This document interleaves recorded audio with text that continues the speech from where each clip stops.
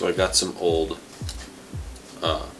Canon FD lenses that I've got mounted onto this E-mount mirrorless Sony camera, the A7S II, through a Fotodiox adapter. And this adapter is pretty cheap, 30 bucks.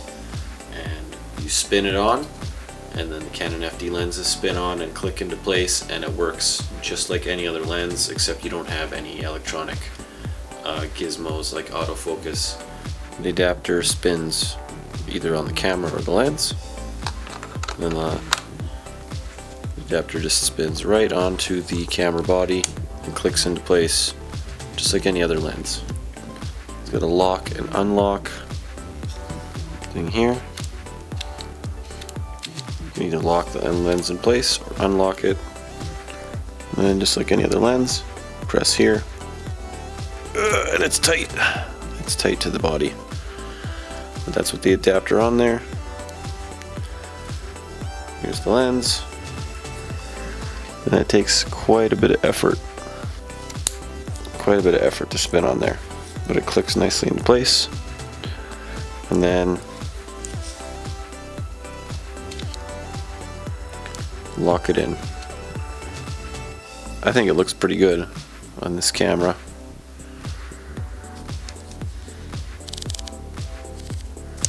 You can see the aperture.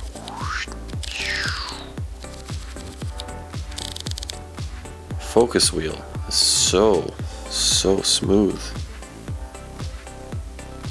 And as you can see on the viewfinder here, the focus peaking still works even without any electronic communication between the lens and the camera. So it's using contrast point detection to find out the focus anyway. But the one thing that really surprises me is both the image quality is really good with these Canon FD lenses, and the focus ring is so smooth and so linear. Like on a lot of the electronically controlled lenses, you move it a little bit and it doesn't focus enough, and then you move it faster and there's acceleration on it, and you swing right by your focus point.